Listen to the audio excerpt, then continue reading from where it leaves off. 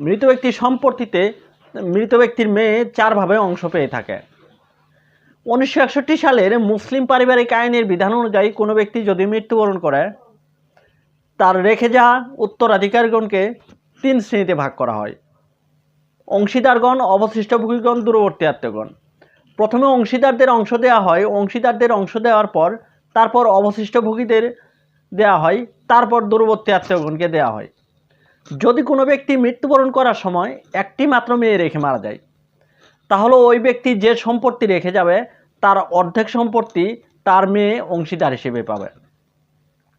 যদি কোনো ব্যক্তি মৃত্যুবরণ করার সময় একাধিক মেয়ে রেখে মারা যায়, তাহলে ওই ব্যক্তি যে সম্পত্তি রেখে যাবে তার 3/2 অংশ সম্পত্তি ওই একাধিক মেয়ে অংশীদার হিসেবে পাবে।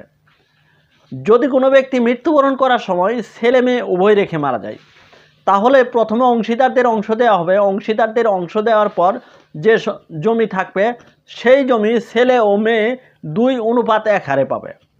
যদি কোনো ব্যক্তি মৃত্যুবরণ করার সময় একাধিক মেয়ে রেখে মারা যায়, পিতা না থাকে এবং কি দাদা না থাকে এবং কি ছেলে না থাকে, সেক্ষেত্রে ওই মৃত ব্যক্তির যে সম্পত্তি আছে ওই সম্পত্তি অংশীদারদের দেওয়ার পর যে সম্পত্তি থাকে ওই সম্পত্তি অবশিষ্ট ভোগী হিসেবে মেয়েরা পায়।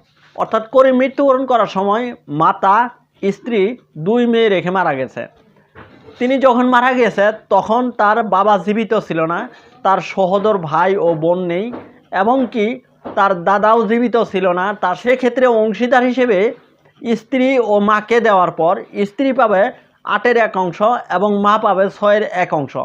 এই জমিটুকু দেওয়ার পর যে জমিটুকু থাকবে সম্পূর্ণ জমি তার মেয়েরা শিষ্টভোগী হিসেবে পাবে। অর্থাৎ কোনো ব্যক্তি মৃত্যুবরণ করার সময় যদি শুধু মেয়ে রেখে মারা যায়, পিতা, দাদা, ছেলে এবং কি কোনো ভাই বোন না থাকে, সেক্ষেত্রে কিন্তু ওই মেয়েরা পিতার সম্পত্তির অবশিষ্ট ভোগী হয়ে যায়। তা অংশীদারদের দেওয়ার পর যে জমিটুকু থাকবে সেই জমিটুকু তার মেয়েরা অবশিষ্ট ভোগী হিসেবে পাবে।